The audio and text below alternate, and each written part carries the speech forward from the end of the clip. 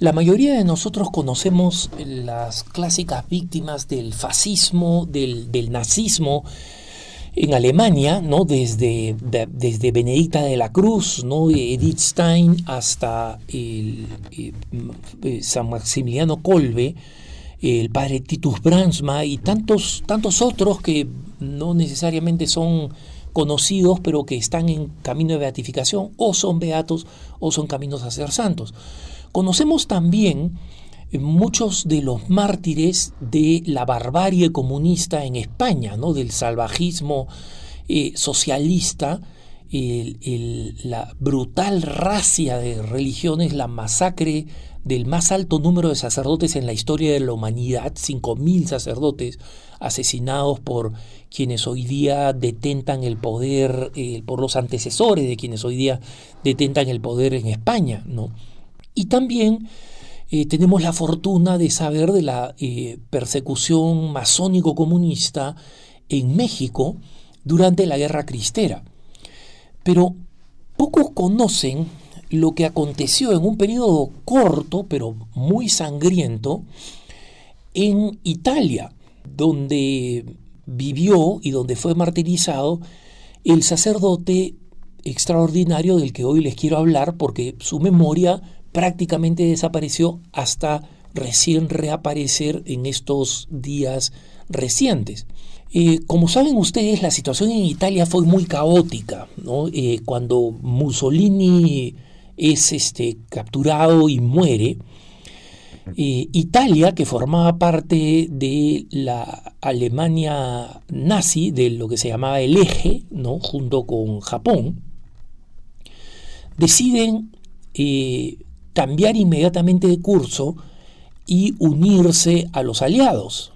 Entonces, esta situación, con la muerte de Benito Mussolini y con el hecho de que las tropas alemanas que estaban ahí, digamos, apoyando para impedir una invasión norteamericana, se convirtieron de tropas aliadas en tropas de ocupación, ¿no? Y esto generó un movimiento de rebeldes italianos, de civiles armados, de exmilitares, que eran conocidos como los partisanos, ¿no? Estos partisanos eran profundamente antinazis. Habían algunos de ellos que eran de tradición cristiana y querían simplemente defender a su país, pero una parte muy importante formó lo que se llamaba una liga patriótica, que básicamente quería que los rusos entraran hasta Italia, ¿no? O sea, geográficamente ridículo, pero querían que los rusos entraran hasta Italia y que formaran ahí un soviet. Entonces, hay una película que no voy a mencionar, una película muy larga de un famoso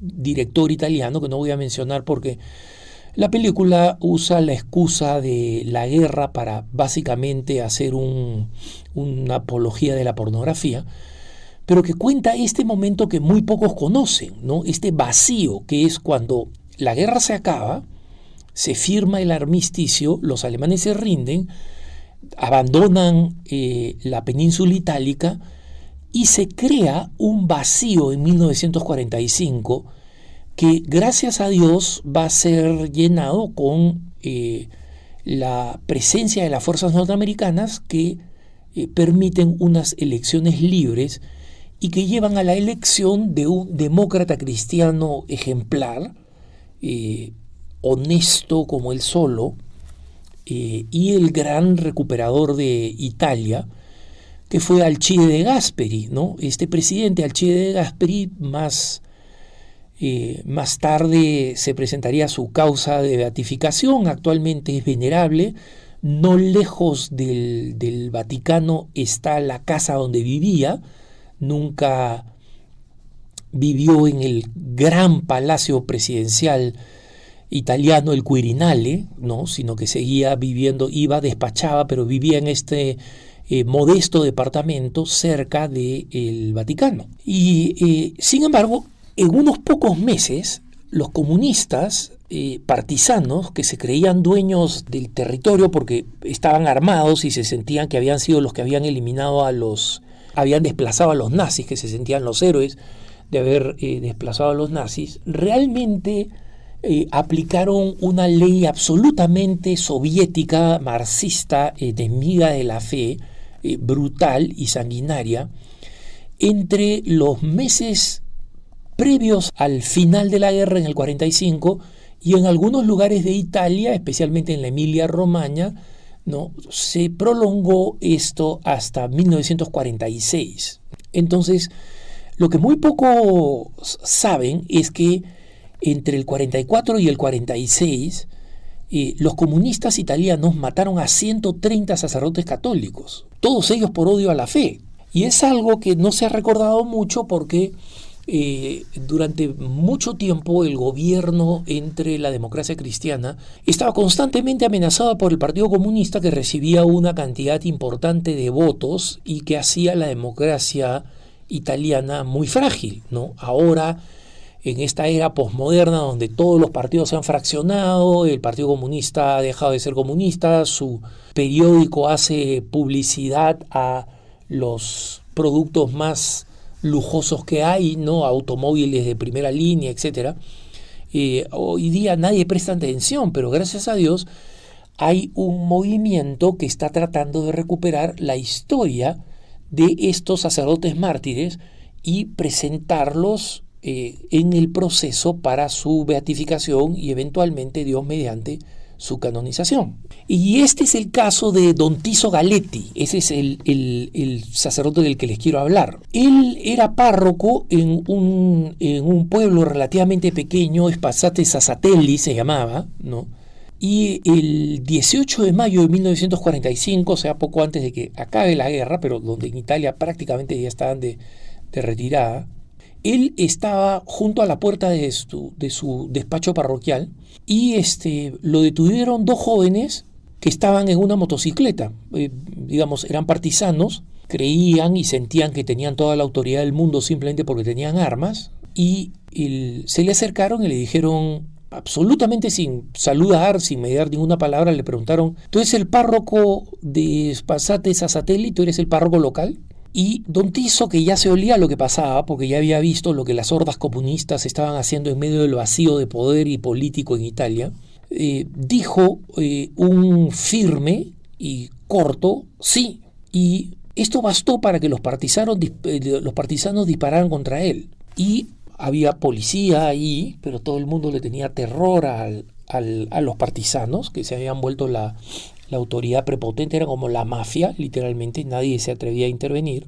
Sin ningún miedo de ser detenidos, subieron a su motocicleta y se marcharon. El hermano del sacerdote y la cuñada del sacerdote, es decir, la esposa del hermano, estaban cerca cuando se produjo el tiroteo, porque le dispararon, digamos, más de una bala. Y nadie se había atrevido a hacer nada. Esto era en la parte de Emilia-Romagna, como digo, ¿no? Que curiosamente es una región en el centro norte de Italia que se caracteriza por tener una tradición comunista y una tradición católica. Para quienes han leído este conjunto de relatos muy simpático que se llama Don Camilo y Don Pepone, la mayoría de ustedes no recordarán este libro, pero que es la historia de los conflictos entre un párroco y un alcalde comunista, ¿no? Y está lleno de cuentos con mucho humorismo y con mucha ternura.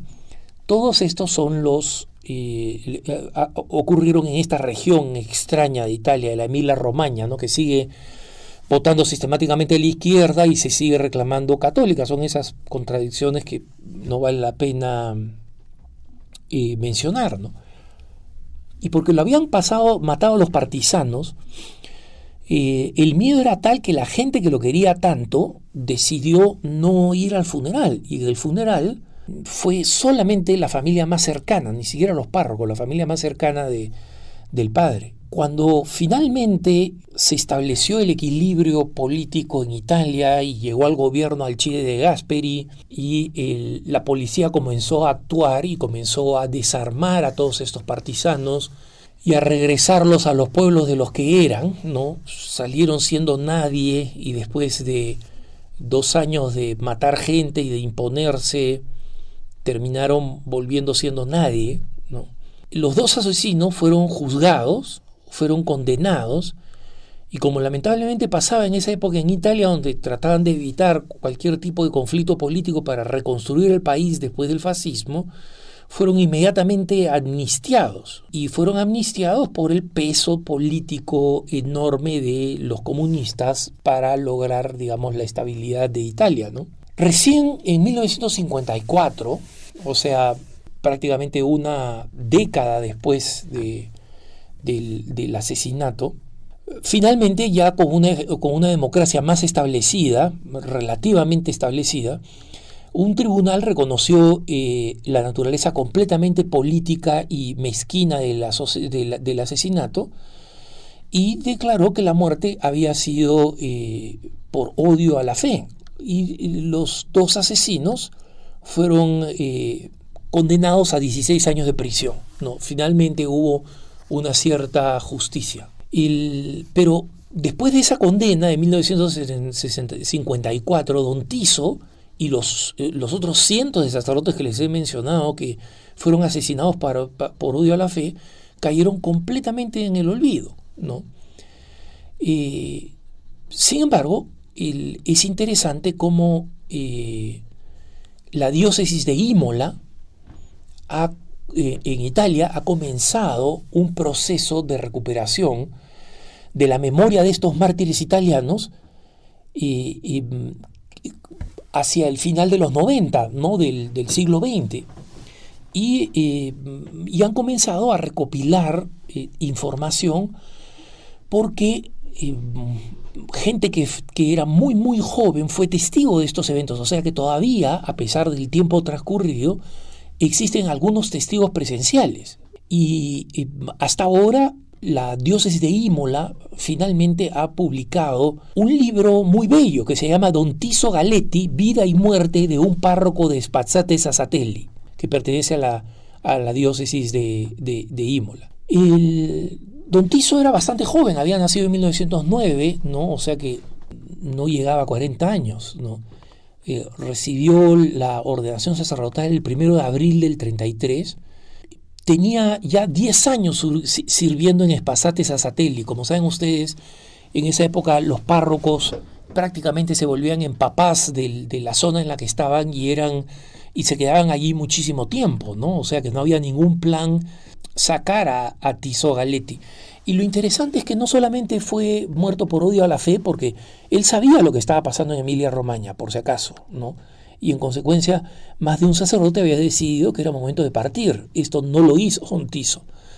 Y se quedó, fue valiente, defendió a su pueblo, quedó con sus ovejas y finalmente fue asesinado. Y yo les prometo que en la medida en que vayan saliendo más de estos casos, de estos mártires italianos desconocidos de la posguerra, yo los voy a ir manteniendo al tanto. Recemos por ellos y encomendémonos a sus oraciones. Que tengas un buen día.